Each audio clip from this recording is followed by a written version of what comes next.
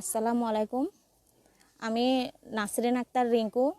আমার আব্বুর নাম জহুর আহমদ। আর আমার বাড়ি কাটিরহাট পশ্চিম দলই বদলবাড়ি। তো আমার হাজব্যান্ড মোহাম্মদ শাহাদাত হোসেন, আব্বুর নাম মোহাম্মদ শাহ আলম, ওনার বাড়ি হচ্ছে কাজীপাড়া পূর্ব দলই। তো ওনার সাথে বিবাহ বন্ধনে আমি আবদ্ধ হই 2017 সাল 30 জানুয়ারি, 28 জানুয়ারি। তো এখন ওর সাথে আমি প্রায় 7 বছর রানিং চলতেছে আমি ওনার সাথে সংসার জীবনে। তো এখন ও আমার সাথে ভালো ছিল 3 থেকে 4 বছর। 2022 সালের মধ্যে গিয়ে ওরা থানায় একটা ডায়েরি করে আমার নামে, 300, যে থানার ডায়েরির নাম্বার হচ্ছে যে 301। তো এখন এটা করার পর মামলার নাম্বার হচ্ছে 301। তো এখন এটা আমরা জানতাম না। তো এখন না জানার প্রেক্ষিতে তো উনি দেখতেছি প্রায় ইদানিং মানে পরকীয়ায় জড়িয়ে যাইতেছে। তো আমার একটা প্রথম সন্তান হয়েছিল। তো এখন সন্তানটা হওয়ার 3 মাস পর থেকে ও এগুলো করতেছে। এগুলো করার পর আমি ওর আব্বু আম্মু ভাই বোন সবাইকে ধরাই দিছি। ও হাটহাজার একটা চান্দ্রির অ্যাপ্লেসে জব করতো। ওইখানে একটা মেয়ের সাথে, মুন্নি নামের একটা মেয়ের সাথে রিলেশন করছিল। সো ওইখানে আমি ওর আব্বুকে আম্মুকে সবাইকে নিয়ে গেছি। তো ওর বোনকেও নিয়ে গেছি সাথে করে। ওই মেয়ের আম্মুর সাথেও কথা বলছে। কথা বলার পর তো ওইখান থেকে কোনো মতে ছুটার পর এসে ও কি করছে, মানে চাকরি ওইখান থেকে ছেড়ে দিছে। এখন ছেড়ে দেওয়ার পর ওনাকে আমি আবার কেডিএসের মধ্যে জবে ঢুকাইছি অনেক কষ্ট করে। একটা সুপারভাইজারের আন্ডারে আমি ওর কেডিএস ঢুকাইছি। যা স্যালারি ছিল তখন 16,000 টাকা। তো এখন ও মানে ওই 16,000 টাকা উঠতে ও এখন হচ্ছে কেডিএস গার্মেন্টসের এখন সিনিয়র সুপারভাইজার, যার নাম হচ্ছে শাহাদাত হোসেন। উনি 2টা লাইন চলায় এখন, 7 নাম্বার লাইন আর 8 নাম্বার লাইন। সো এখানে ও চাকরি করা অবস্থায় আজ থেকে 3 বছর ধরে ওর সাথে আমার কোনো বনিবনা হচ্ছে না, কারণ ও পরকীয়া প্রেমে লিপ্ত হয়ে গেছে। ও একটা মেয়ের সাথে প্রায় সময় কথা বলতো, প্রায় সময় দেখা করতো, ওর পিছনে টাকা খরচ করতো, প্রায় সময় অনেক কিছু করতো, যা কিছু আমি দেখতাম। অনলাইন থেকে জিনিস কিনে দিত, এটা করতো ওটা করতো, অনেক কিছুই করতো। বাট আমি যদি ওরে কিছু বলতে যাইতাম ও আমাকে মারধর করতো। আর ওর ফ্যামিলিকে কিছু বলতে গেলে ওর ফ্যামিলি শুধু একটা কথাই বলতো যে ছেলেরা অনেক কিছু করে, তোমরা ধৈর্য ধরে থাকো।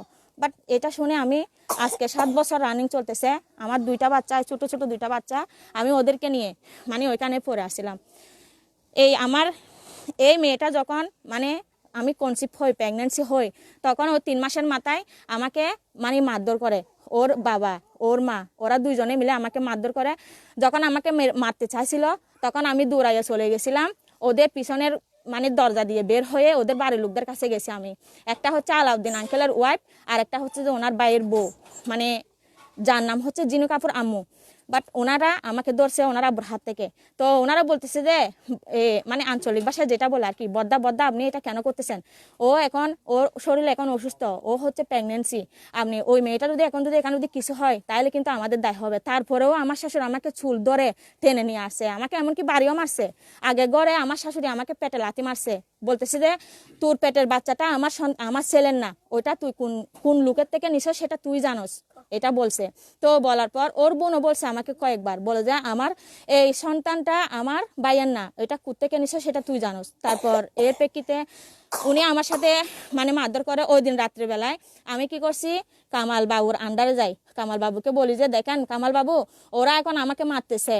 তো এখন উনি ছিল না ঘরে, আমি গিয়ে ওনার ওয়াইফকে বলছি। বলার পর ওনার ওয়াইফ আমাকে ঘরে বসতে দিছে। আমি অনেকক্ষণ ওনাদের ঘরে ছিলাম। থাকার পর তারপর উনি অনেকক্ষণ পর একটা আগে গেছিল বিয়ের অনুষ্ঠানে, ওইখান থেকে আসছে। আসার পর আমি ওনারে বলছি। তো বলার পর উনি কি করছে, কথা বলার জন্য আমার শাশুড়ির কাছে আসছে। এখন আমার শাশুড়ি নাকি বলছে যে আমি ওই মেয়েরা আর ঘরে ঢুকাবো না, আমি ঘরে তালাবদ্ধ করে দিছি। অনেক রিকোয়েস্ট করছে ওর বাড়ির মানুষ আমাকে ঘরে ঢুকানোর জন্য। সো উনি ঘরে ঢুকায় নাই। উনি বলতেছে যে আমি ঘরে তালা মেরে দিছি, আমি আর ওইব ঘরে রাখবো না। তারপর এটা বলার পর আমি আমার হাজব্যান্ডকে কল দিছি যে দেখেন আমার ছেলেকে আর আমাকে ওরা ঘর থেকে বের করে দিচ্ছে মারে।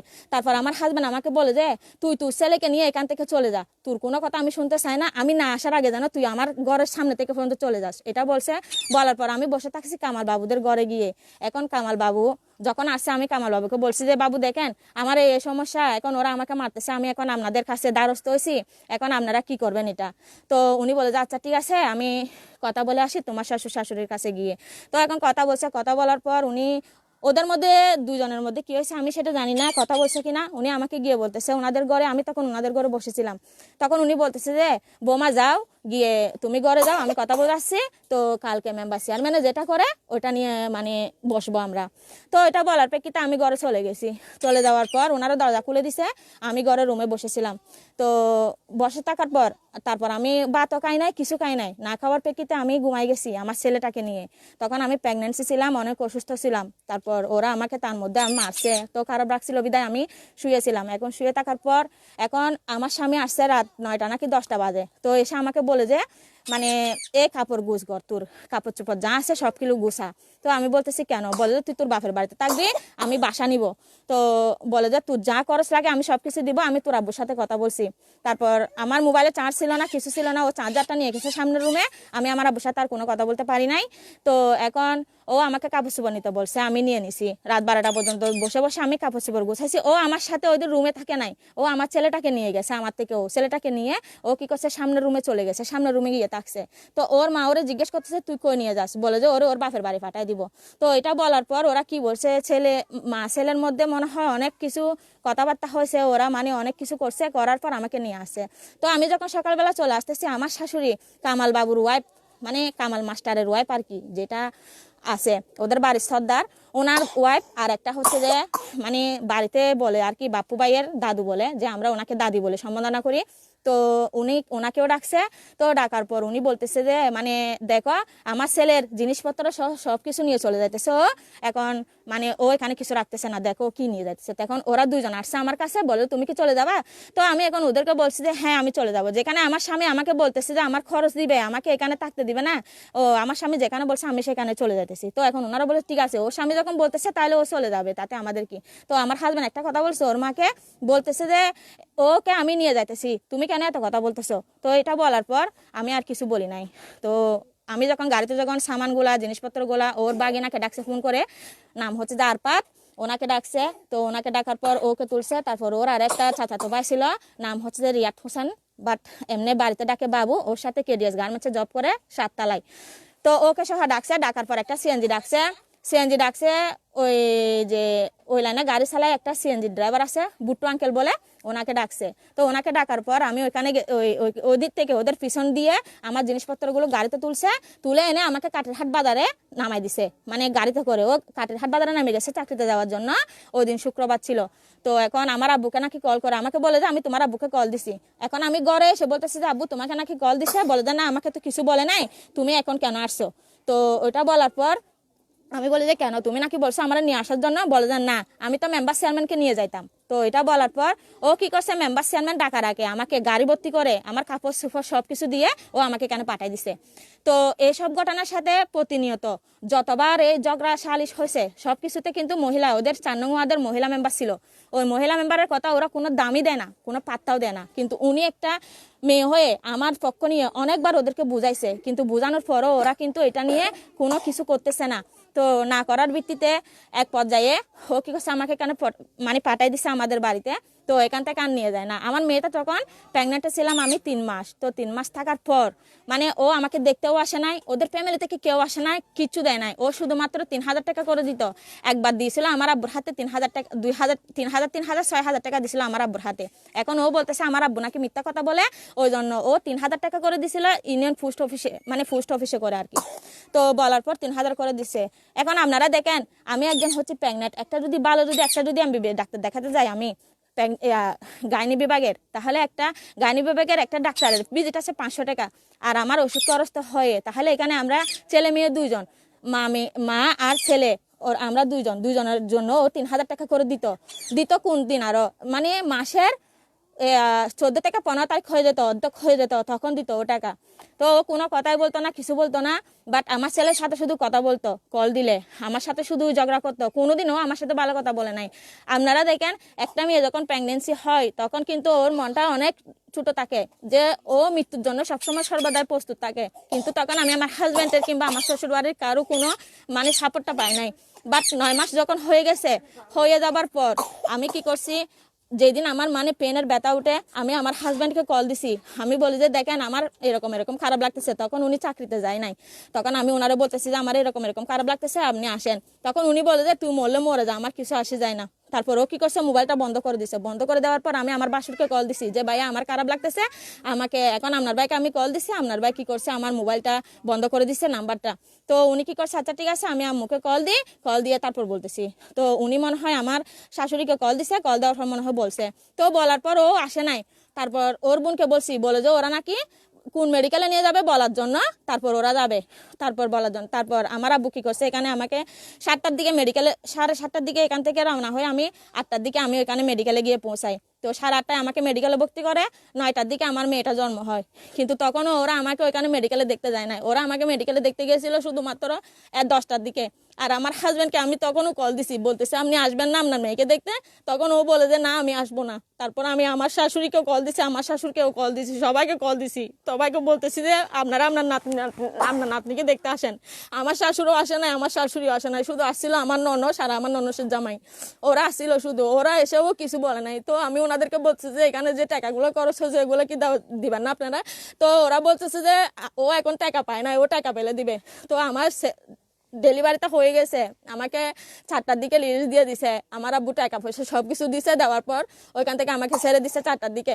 তো আমার মেয়েটা তখন আনার পরও আমার মেয়েটা অনেক অসুস্থ ছিল, আমি ওনাকে তারপরে কল দিছি যে দেখেন আমার মেয়েটা অসুস্থ, এখন আমি কি করব।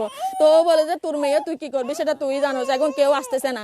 তারপর কি করছি আমি, ও সেদিন আমার ছেলেটাকেও নিয়ে গেছে। তারপর আমি আমার ছেলেটার জন্য ওর সাথে কথা বলছি, ও আমার সাথে কোনো কথা বলতে চায় না। ও বলতেছে যে আমার ছেলেকে নাকি নিয়ে গেছে জন্য আমি নাকি ওরে কল করে করে বিরক্ত করতেছি চলে আসার জন্য, ও নাকি এখানে কান্না করতেছে।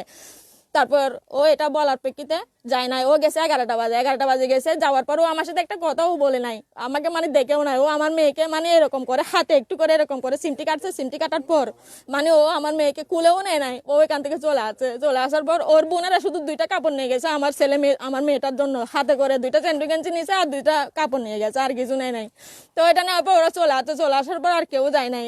আসার পর তারপর ও টাকা দিছে, আমার ডেলিভারির খরচ 3,000 টাকা পাঠাইছে, তাও পাঠাইছে ইউনিয়ন পোস্ট অফিসে। আমি যাইতে পারতেছি না, 40 দিন যায় না, ওনার টাকাগুলো দিতে যাইতেছে না, বলে যে এখানে যদি ডাক পিয়ন যায় 100 টাকা দিতে হবে। তারপর আমি ওনাকে বলছি ঠিক আছে আপনি আসেন, আমি আপনাকে 100 টাকা দিব। তো আমি ওনাকে দিছি, এখানে 100 টাকা দিছি সিগনেচার নিয়ে, তারপর উনি চলে গেছে। চলে যাওয়ার পর ওরা আর কোনো খবর নেয় না, কিছু নেয় না, এরকম 3,000 করে দিতে থাকে। তারপর আমি কি করছি, আরেকদিন মানে ওদেরকে চেয়ারম্যানে ডাকাইছে, মানে নর্মালি মানে সবার সামনে না, মানে উনি একটু গর্ব বৈঠকের মতো করে, যখন মানে ইউনিয়ন পরিষদ বন্ধ হয়ে গেছিল তারপর উনি পার্সোনাল ভাবে ওনাদেরকে ডাকাইছে। ওইখানে ছিল ওর এলাকার মানে টিটু আঙ্কেল যিনি আছে মানে কাজীপাড়া, তারপর আরেকজন ছিল কাজীর বাড়ির ওই যে সবুজ আঙ্কেল উনি ছিলেন, তারপর মানে আরো 2-1টা লোক ছিল, ওইখানে আমি ছিলাম, ও ছিল, আর ওর ভাইও আসছিল। তো আসার পর ওখানে একটা বৈঠক হয়েছিল, বৈঠকের মধ্যে ও বলতেছে যে মানে আমার ঘরে যাইতে হলে মানে আমার অনেক কিছু দাবি আছে। বলতেছে কি দাবি, বলে যে ও মোবাইল ইউজ করতে পারবে না, আমি কোথায় যাই না যাই এটা খবর নিতে পারবে না, মানে কিছু করতে পারবে না। তারপর মা বাপের সাথে কোনো মানে রাখতে পারবে না, কোনো মানে মা বাপের সাথে কোনো যোগাযোগ রাখতে পারবে না।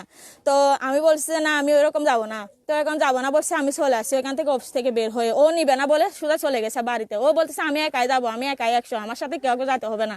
তো যাওয়ার পর আমি যখন চলে আসছি, চলে আসার পর ওরা ওইখানে কোনো বিচার মানে নাই, না মেনে উঠে গেছে।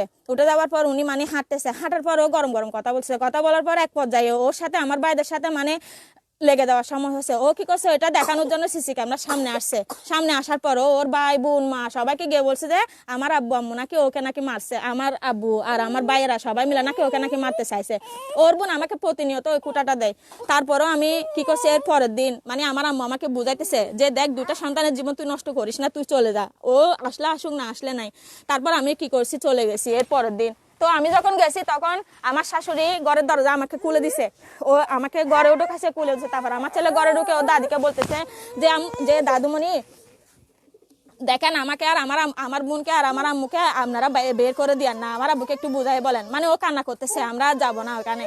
তো এটা বলার প্রেক্ষিতে ও কি করছে, ওর মাকে বলতেছে যে মানে ওরে কেন ঘরে ঢুকাইছস, তোরা ঘরে তালা মার। ওর বাপ ওরে কল দিছে, ওর বাপকে বলে তোরা ঘরে তালা মেরে রাখ, ও যেন ঘরে ঢুকতে না পারে। তারপর আমি কি করছি, তবুও ঘরে ঢুকছি। ঘরে ঢুকার পর আমি রুমে বসে আছি, বসে থাকার প্রেক্ষিতে মানে ওদের বাড়ির একজন একটাই শেষে আমাকে জিজ্ঞেস করতেছে, বলতেছে আমি নাকি কালো হয়ে গেছি, বলতেছে আমি নাকি তেলি হয়ে এখান থেকে গেছি, যে আমার শাশুড়ি বলতেছে আমাকে। বলে যে দেখ কিরকম হয়েছে। তো আমি তাও কোনো মাথায় নিই না, কিছু নিই না। তারপর আমি আমার ছেলেকে নিয়ে ওইখানে রুমের মধ্যে ঘুমাই গেছি। তারপর ও আসছে রাত 9টা-10টার দিকে ও আসছে। আসার পর ও রুমে ঢুকতেছে না, বলে যে তোরা এরা ঢুকাইছিস কেন? আমি মেম্বারের কাছে যাব, আমি চেয়ারম্যানের কাছে যাব। উনি চেয়ারম্যান মহোদয়ের কাছেও আসছিল, বাট চেয়ারম্যানকে নাকি পাই নাই। তারপর উনি নাকি ওর 4 নং ওয়ার্ডের মানে শফিল আলম মেম্বার যিনি আছে আঙ্কেল, ওনার সাথে দেখা করছে। তো বলতেছে ও কালকে যাবে না বলছে, এখন ও আমার ঘরে কেন গেছে? তো আমি বলি যে আমি ওনাদেরকে বলছি দেখেন আঙ্কেল, আমি তো কালকে বলছি আসবো না, কিন্তু আমি এটা বুঝে আসছি যে আমার 2টা সন্তানের জীবন আমি নষ্ট করতে চাই না, সেই জন্য আমি চলে আসি। তো আমি ওর পায়ে ধরে অনেকক্ষণ কান্নাকাটি করছি, ওর পা ধরে মানে জড়াই আসি। আমি বলি দেখেন যা হয়েছে হয়ে গেছে, আপনারও দোষ ছিল আমারও দোষ ছিল, হয়তো দুষ্গুণ দুইটাই মিলে আপনি আমার ক্ষমা করে দেন, আমার 2টা সন্তানের দিকে তাকিয়ে আপনি মানে এই সংসারটা আবার ঠিক মতো করেন। তো ও বলে যে আমার সাথে তোর সাথে কোনো সংসার নাই, তোরে আমি এখন মেরে ফেলবো, তুই আমার পাশার, তুই আমার পাশার। তো আমি ওর জড়ায় ধরে থাকছি, ও আমার হাজবেন্ড না, আমি ওর জড়ায় ধরে থাকছি। ও আমাকে পায়ে ধরে মানে আমি পায়ে ধরে কি রেখে দিবেন? বলে যে হ্যাঁ আমার সন্তান 2টাকে রেখে তুই চলে যা। তো আমি বলে যে আচ্ছা দেখেন আপনি আমার ক্ষমা করে দেন না। আমি অনেক কান্না করছি। তো কান্না করার পর দেখতেছি ও ঘর থেকে বের হয়ে চলে গেছে।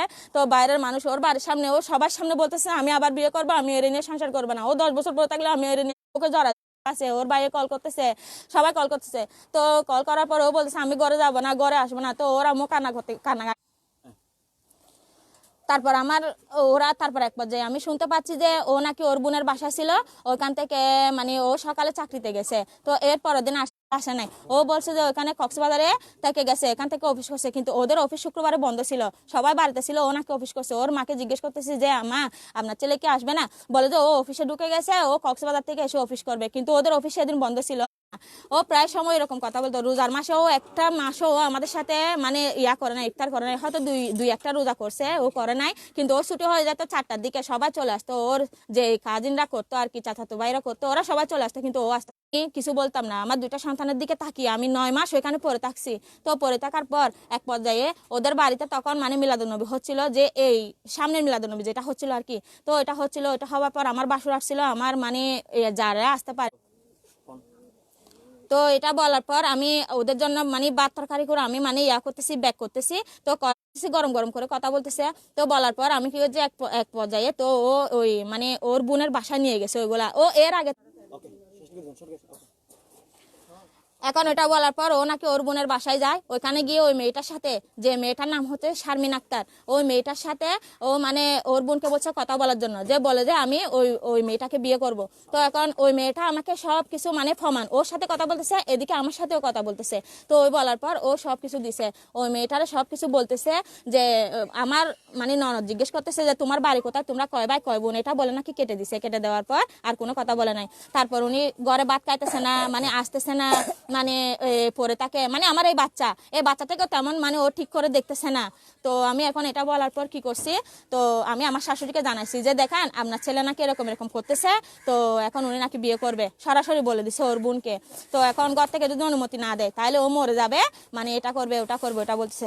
তো আরেক পর্যায়ে ও আরেকদিন দেখতেছি ও যাইতেছে কাগড়াছড়ি, কিন্তু কাগড়াছড়ি ও বলতেছে ফ্রেন্ডের বিয়েতে যাইতেছে, সবাই যাইতেছে, কিন্তু আমি ওইখানে খবর নিয়ে মানে ফ্যাক্টরিতে খবর নিছি, ওরা বলতেছে কোনো বিয়ে নাই কিছু নাই। ও সেদিন ফ্যাক্টরিতে নাকি ঘুরে পড়ে গেছে, পড়ে যাওয়ার প্রেক্ষিতে ও 5টা বাজে বের হয়ে গেছে, সবাই নাকি ওরা দরাদরি করে আনছে, ও 5টা বাজে বের হয়ে গেছে। বের হয়ে গিয়ে ও কি করছে, কাগড়াছড়ি গেছে।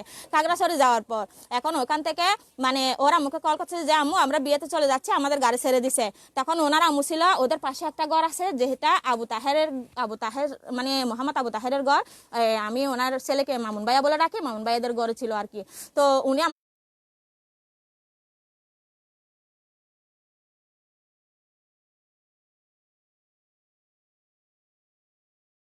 রুমের আসে সামনের কুলে শুয়ে আছে।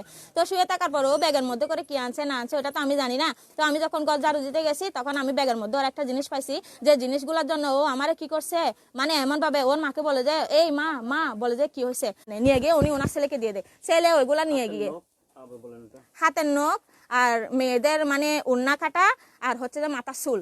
তো আমি যখন এগুলা পাইছি এগুলো আমার কাছে রাখছি, আমার শাশুড়িকেও দেখাই নাই এই জন্য যে ওনাকে যদি দেখায় উনি আমার থেকে নিয়ে ফেলবে ওই জন্য। তো আমি নিয়ে গিয়ে এটা রাখছি, রাখার পরও রাত্রেবেলা এসে আমাকে মানে গালাগালি করতেছে। ওটা নিয়ে আপনারা কোনো মামলায় কোনো থানায় কার কাছে গেছেন কিনা? হ্যাঁ আমরা ওইটা নিয়ে মানে যখন মারছিল তখন আমি ওদের মানে বাড়ির একজন আছে যে মানে যিনি কামাল বাবু মানে কামাল মাস্টার যার নাম, তো আমি ওনার কাছে গেছি, ওনাকে আমি বলছি। তো বলার পর বলি যে দেখেন যে মানে ও এরকম করতেছে, বাড়ির মধ্যে সবাই তো মানে এটা করতেছে। তো আমাকে যেদিন মারছিল ও ঘর থেকে বের করে দিছিল এই সামনে কয়েক মাস আগে, আমি এখানে আসার আগে। তো আমি ওদের বাড়ির একটা মানে ইয়ে আছে, বাবু আছে, যার নাম আবু তাহের। তো আমি ওনাকে বলছি, উনি আমার সালিশ বিচারে সব কিছুতে ওনারা ডাকলে আসে, কিন্তু আমি ডাকলে উনি আসে না। আমি ওই দিন ওনাকে বলতে গেছি যে বাবু দেখেন উনি এখন আমাকে মারতেছে, আপনারা কি পরামর্শ দিবেন? যে উনি আমাকে কোনো কথাই বলে নাই, কিছু বলে নাই। উনি ওনার ছেলে আছে শাওন, উনি দরজার মধ্যে তালা মারি দিছে আর ওনারা উপরে উঠে গেছে, আমাকে ঘরে ঢুকতে দেয় নাই। তারপর ওনার ছেলে আমাকে বলতেছে যে আপনাদের এগুলো আমরা বারবার কোনো সমাধান করতে পারবো না, আপনি এখানে কেন আসছেন, এখানে বড় করে কথা বলিও না বলতেছে। তো আমি এটা বলার পর এখান থেকে চলে আসি। তারপর সকালবেলা কি করছি, আমি আমার আব্বুকে কল দিছি। তো আমার আব্বুরা গেছে, আমি চেয়ারম্যানকে কল দিছি, তারপর মেম্বারকে কল দিছি। ওরা আমার মানে লোক পাঠাইছে, যে একটা হচ্ছে যে গাড়ির রাইসম্যান শফিউল আঙ্কেল, ওনাকে পাঠাইছে। তারপর আমার আব্বু গেছে, আর একটা হচ্ছে করিম ভাই, ওনা গেছে। তো যাওয়ার পর আমার শাশুড়ি বাইরে ছিল, তো আমার শাশুড়িকে ডাকছে, আমাকে ডাকছে। তো আমাকে বলে যে এদিকে আয়। তো আমার শাশুড়িকে বলে যে এখন এরকম এরকম, আপনি কি বলেন? বলে যে আপনারা আসছেন যে কারে বলে আসছেন, আর আসছেন যে আমার নাতি নাতিনগুলোর জন্য কিছু আনেন নাই কেন, কালে হাতে কেন আসছেন, মানে এটা বলে ঝগড়া করতেছে। তো এটা ঝগড়া করার পর তারপর আমাকে বলছে আচ্ছা ঠিক আছে, আমরা এখন মেয়ে আমাদেরকে চেয়ারম্যান সাহেব পাঠাইছে, আমরা এখন মেয়ে নিব, আপনি কি বলেন? তো বলে যে আপনাদেরকে কে পাঠাইছে, আপনারা কিভাবে নিবেন? বলে আচ্ছা ঠিক আছে, আমরা নাইর হলে নাই নিব, যে কোনো একটা সমাধান এসে আপনারা আপনাদের বউকে আর নাতনিকে নিয়ে আসিয়েন, এটা বলে আমাকে নিয়ে আসছে। তো নিয়ে আসার পর আমরা আর কারো কাছে যাই না, দ্বারস্থ হয় না, এমনি চেয়ারম্যান সাহেবকে জানাইছি। উনি বলে যে মানে ওদেরকে ডাকাবে। তো ওনাদেরকে ওই দিন রাত্রিবেলা মানে চেয়ারম্যান সাহেব মানে উনি কল করছিল। তারপর ওদের 4 নং ওয়ার্ডের শফিল আলম আঙ্কেল উনিও কল করছিল। তো বলে যে তুমি কই? বলে যে আমি শহরে চলে আসছি। হ্যাঁ, তো আমি ওনাকে বলছি, ও যখন কল দিছে তো বলে যে শাহাদাত তুমি কই? তো ও বলে যে আমি শহরে, আমি বাসা নিছি, আমি এখানে চলে আসছি, আমি আর যাবো না। বলে যে ঠিক আছে, তুমি এখানে বৈঠকে বসবে না, আমরা একটা বৈঠক ডাকবো, তুমি আসো। বলে যে আমি কোনো বৈঠকে যাবো না, কিছুতে যাবো না, যদি পারেন ওদেরকে বলেন আমার নামে মামলা করে দিতে। তো এটা বলার পর আমার আব্বু কি করছে, মানে আর কিছু বলে নাই, মানে আমার আব্বু মেম্বার চেয়ারম্যানের দ্বারস্থ করে দিছে, আমি ওদের হাতে ছেড়ে দিছি। তো এখন ওনারা যেটা বলে, তো এখন আমি কি করছি, তার প্রেক্ষিতে আমি অনেক দিন প্রায় 2 মাস মতো কিছু বলি নাই। তো ও দেখতেছি আমার ছেলে মেয়ের কোনো খরচে দিতেছে না, আমার ছেলে মেয়ের একটা কাপড় চোপড় পর্যন্ত আনতে দেয় নাই। আমি আপনাদের সামনে ওই ভিডিওটা পেশ করব, যেটা মানে আমার শাশুড়ি আসার সময় আমার ব্যাগটা চেক করে করে আমাকে একটা একটা করে কাপড় দিছিল। আমি আপনাদেরকে ওই ভিডিওটা সহ পেশ করব। তো ওই কাপড়টা আমার ছেলে মেয়ে শুধু 2-3টা জামা আনতে দিছে, আর কিছু আনতে দেয় না, সবগুলো জিনিস ওখানে রেখে দিছে। তো আমাকে বলে যে এই আমার ছেলের কিনা কোনো জিনিস নিতে পারবি না। তারপর আমার ভাই বলতেছে যে আপনার ছেলে কি আমার বোনকে কি এখনো কি ডিভোর্স দিয়ে দিছে, যে আপনি বলতেছেন এই কথাগুলো, এখনো তো আমার বোনকে আপনার ছেলে ডিভোর্স দেয় নাই, আর আমাদের মানে ইয়াও হয় নাই, আপনি এই কথা কেন বলতেছেন? এটা বলার পরও আমার ভাইকে বলতেছে যে তোর জায়গা আমার ঘরে নাই, তুই কেন আসছিস, তুই বের হয়ে যায় এখান থেকে। মানে উনি মানে একটা কিভাবে যে কথাটা বলতেছে, মানে ওনাদেরকে একদম মানে কিছু মান্যগণ্য করে কোনো কথা বলতেছে না। তো আমি চলে আসছি, চলে আসার পর কি করছি, আমি চেয়ারম্যানের দ্বারস্থ হয়েছি। চেয়ারম্যান বলে ঠিক আছে, আমি এটা নিয়ে কথা বলবো। তো এখন কথা বলার পর এক পর্যায়ে 3-4 মাস হয়ে গেছে। 3 মাস হয়ে যাওয়ার পর আমি গার্মেন্টসে জবে ঢুকছি। তো এখন ঢুকার পর ও আর এটা শোনার পর ও কি করছে, মানে আমাকে কল দিছিল এখানে জবে, আমি কল ধরছি, ধরার পর ও আমাকে বলে যে আসসালামু আলাইকুম। তো আমি বলে যে ওয়ালাইকুম সালাম। বলে যে কে আপনি? তো বলে যে আমি শাহাদাত বলছি। এটা বলার পর আমি কেটে দিছি। সো আমি আসলে এখানে জব করে এখানে মোবাইল ইউজ করতে পারি না, আমি এতক্ষণ কথা বলতে পারি নাই। তো বলার পর ওর আম্মু বলে 7টা বাজে আসছে, আমার আব্বা আমার কল করে বলছে যে তোর শাশুড়ি আসছে। আমি বলে ঠিক আছে, আমার শাশুড়ি আসছে, ওনাদেরকে বসতে বলো, যে ওদের সাথে কোনো কথা বলিও না, যে ওদেরকে নাস্তা পানি দাও। তো এটা বলছি। বলার পর ওরা নাকি ঢুকতেছে, মানে ওইখানে চিলাচিলি জোড়া পরে কাপড়ও দেয় নাই। শেষমেশ আমি আমার হাজব্যান্ডের সালোয়ার প্যান্ট পরে পরে দিন কাটাইছি, কাপড় ছিঁড়ে গেছে, 4-5 বার সেলাই করে কাটছি। কিন্তু লাস্টের সময় আমি আমার শাশুড়িকে বলছি আমাকে কাপড় কিনে দিবেন নাকি দিবেন না। বলে যে আমি শহরে যাবো ডাক্তার।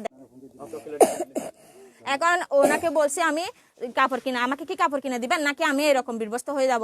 তো ও কি করছে, ওর মাকে নাকি 1000 টাকা দিছে স্যালারি পেয়ে। তো ওর মা আমাকে বলে যে চলো বাজারে। তারপর আমি বাজারে গেছি। আমি বলি যে কেন? বলে যে ওর সাথে 1000 টাকা দিয়ে দিছে আমাকে তোমাকে কাপড় কিনে দেওয়ার জন্য। এখন 2টা নিয়ে দিতে বলছে, না নিয়ে দিছে, 4টা টান কাপড় নিয়ে দিছে, 4টা প্যান্টের কাপড় নিয়ে দিছে। তো আমি ওইটা কাপড় সেলাই করতে দিচ্ছি, যেদিন কিনে আনছি ওই দিন আমি আমার ননদকে ডেকে ওইটা দিয়ে দিছি। কিন্তু 1 মাস হয়ে গেছে আমার ননদ এটা আমাকে সেলাই করে দেয় নাই। তারপর যখন আমার শাশুড়িদের সাথে যখন ওর সাথে যখন বনিবনা হয়ে গেছে, মানে একটা,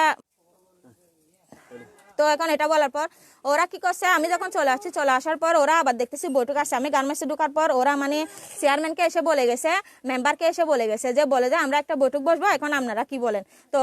তো এখন উনি বলে ঠিক আছে আমি 10 তারিখ ডেট দিই, তাহলে তোমরা 10 তারিখ থাকিও। তো আমি কি করছি, আচ্ছা ঠিক আছে, ওইটা বলছি। আমরা তো চেয়ারম্যানের কাছে দ্বারস্থ হয়েছি, আমরা তো এখন চেয়ারম্যানের উপরে কোনো কথা বলবো না। তো উনি যেটা ডেট দিছে যার নাম হচ্ছে আলাউদ্দিন আঙ্কেল, ওনার বাড়ির। তো এখানে 8 নম্বর ওয়ার্ডের নাকি 6 নম্বর ওয়ার্ডের নাসিম মেম্বার আঙ্কেল ছিল, তারপর আমাদের 3 নং ওয়ার্ডের মুস্তাফিজ আঙ্কেল, তারপর ওদের 4 নম্বর ওয়ার্ডের মানে শফিল আলম মেম্বার আঙ্কেল, ওনারাও ছিল। তো এখানে আমি ছিলাম, আমার আব্বু ছিল, আর ওনার এখন ওটা বলার পর ও ঢুকার পর তো ওকে জিজ্ঞেস করতেছে, বলে যে শাহাদাত তুমি আসছো? তো বলে যে হ্যাঁ আমি আসছি। তো আসার পর বলে যে তোমার ওয়াইফ এখানে কেন? তো বলে যে আমার ওয়াইফকে ওরা মানে নাইয়ের হিসাবে বলে এখানে আনছে। তো বলে যে উনি চেয়ারম্যান সাহেব বলছেন না তুমি মিথ্যা কথা বলতেছো, কারণ আমি ওই দিন তোমার সাথে কথা বলছিলাম না। তো বলে যে না তুমি মিথ্যা কথা বলছো, ঠিক আছে তোমার সাথে আর কথা বাড়া লাভ নাই, এখন তুমি কি করবা, এখন তোমার ওয়াইফকে কি নিয়ে যাবা নাকি কি করবা? তো এখন বলে যে আমি নিব না, আমি রাখবো না। তো বলে যে আচ্ছা ঠিক আছে, তোমার কাবিনের টাকা কত? বলে যে 6 লাখ টাকা কাবিন, 1 লাখ টাকা উসুল, 5 লাখ টাকা কাবিন। তো বলে যে আচ্ছা ঠিক আছে, আমরা আর অতীতের কোনো কথা তুলতে চাই না, যেহেতু তুমি সংসার করবা না, তো এখানে তো আর অতীতের কোনো কথা তুলে কোনো লাভ নাই। তো ঠিক আছে, তুমি কি দিতে পারবা, মানে কত দিতে পারবা, মানে সংসারে যেটা দেওয়া দরকার আর কি, 5টা মেয়েকে যেরকম দেয় আমি আমার মেয়েকে ওটা দিছি। তো বলে আচ্ছা ঠিক আছে শাহাদাত, তুমি কোন দিন বাড়িতে থাকবো ওইটা বলিও, আমি মানে মানুষ পাঠাবো, গাড়ি পাঠিয়ে আমি ওই জিনিসপত্রগুলো মানে নিয়ে আসবো। তো এটা বলার প্রেক্ষিতে তারপর ওনার বাড়ির যিনি মানে কামাল মাস্টার বাবু যে উনি বলতেছে যে ও তো সরকারি গার্মেন্টসের একটা ছোটখাটো একটা জব করে, তো এত টাকা কেমনে দিবে? ও সরাসরি বলতেছে আমি এত টাকা দিতে পারবো না। তো এখন চেয়ারম্যান সাহেব মহাদয় বলতেছে যে তো ওর মানে কাবিন নামা তো 15-20 লাখ টাকা হয় না, যে যেখান থেকে আমি ওরে মানে দিব, ছাড় দিব, এখন 5 লাখ টাকা কাবিন, আমি ওরে কিভাবে ছাড় দিব? আর ও যখন বউ রাখবে না স্বেচ্ছায় বউ দিয়ে দিবে, তাহলে এখানে আমার কি করণীয়? তো এটা বলার প্রেক্ষিতে তো যিনি কামাল মাস্টার বাবু উনি বলতেছে যে কিছু ছাড় দেন। উনি এটা বলেন নাই যে আপনি দেখেন একটা সংসার মানে আমরা টাকা থেকে দিবে, ওইখান থেকে কিছু ডিসকাউন্ট দেন। তারপর ওখানে মানে আমাদের চেয়ারম্যান সাহেব বলতেছে আমি কি এখানে কিসের ডিসকাউন্ট দিব আমি? এটা বলার প্রেক্ষিতে এক পর্যায়ে উনি বলতেছে যে মানে আপনার সাথে আমার কোনো কথা নাই, তো এখন মানে আপনি এখন মানে এখান থেকে যাইতে পারেন, ওইটা বলছে। ওইটা বলার পর ওনার চাকরি করে, তো এত টাকাও কিভাবে দিবে? তো উনি বলতেছে যে ও যখন বউ দিয়ে দিবে তো ও টাকাটা দিয়ে দিতে হবে, আর এখানে তো ওর 15-20 লাখ টাকা কাবিন হয় না, যে যেখান থেকে আমি ওনাকে ছাড় দিব। তো আমি তো এটা বলার পর তো কামাল মাস্টার বাবু উনি তো এটা বলেন নাই যে আমরা একটা সংসার ওইটা ভাঙার জন্য আসি নাই, আমরা আসছি ওইটা কোনো একটা মানে সিদ্ধান্ত নেওয়া যে এটা কামিনের টাকা কমানোর জন্য, যে একটা ছেলে গার্মেন্টস চাকরি করে এত টাকা কিভাবে দিব, ওটা বলছে। যে উনি যদি কামাল মাস্টার বাবু যদি এটা বলতো যে আমরা সংসারটা ভাঙতে আসি নাই, আপনি যে কোনো একটা ব্যবস্থা করে আপনি দুইজনের সংসারটা মিলাই দেন, যে ওদের 2টা সন্তান আছে, এটা বললে কথাটা কিন্তু অনেক সুন্দর হতো, কিন্তু উনি কথাটা বলেন নাই। উনি বলছে কিছু ডিসকাউন্ট দেন, ওইখানে কি ডিসকাউন্ট কি, ওইটা ডিসকাউন্ট কিভাবে দিবা? তো উনি তো এটা বলেন নাই যে মানে ওদের সংসার এটা মানে আপনি গোসা দেন, ওদের 2টা সন্তান আছে, এটা বলেন নাই। উনি দাম করে বলছে কারণ ওনাকে বলছিল যে আপনি এখান থেকে চলে যান। এটা বলার প্রেক্ষিতে তো দারোয়ানকে বলে যে মানে আপনি ওকে এখান থেকে নিয়ে যান, এটা বলছে। ওনার সাথে তেমন কোনো খারাপ আচরণ আমার চোখে পড়ে নাই, বাট আমি এটা দেখছি, আমি ওখানে ছিলাম, ওইটা নিয়ে আমি একটা কথা বলে আপনাদের বলেন। এটা বলার পর তো ওনারা মেম্বার সাহেবরা ওখানে ওরা 3জন ছিল, 3 নং ওয়ার্ডের মেম্বার মুস্তাফিজ মেম্বার, তারপর ওই যে মানে শফিল আলম মেম্বার, ওনারা বলে যে আপনি এখন যান, মানে বেশি কথা বাড়াই না, শুধু এটা বলছে। ওনাকে তেমন কোনো মানে অপমানজনক কিছু আমার চোখে পড়ে নাই। তো এখন ওরা মানে এটা নাটক এটা সাজাইছে যে আমার কাবিনের টাকাটা না যাওয়ার জন্য, যে দেখেন আমি একটা গরিবের মেয়ে হয়ে আপনাদের কাছে মানে এটা চাইতেছি, একটা ওরা মানে সব জায়গায় সংবাদ সম্মেলন করতেছে যে আমার কাবিনের টাকাটা মানে না দেওয়ার জন্য, যে এখন আমি সবার কাছে এটা চাইতেছি যে তো ওনার সাথে কিন্তু অনেক ধরনের অন্যায় করা হচ্ছে, ওনাকে অনেক রকমের খারাপ বাজে কমেন্ট করতেছে, আমি ওটার জন্য অনেক দুঃখিত। বাট আমি আপনাদের কাছে একটা রিকোয়েস্ট করি, ওনাকে আপনারা কেউ কোনো বাজে কমেন্ট করেন।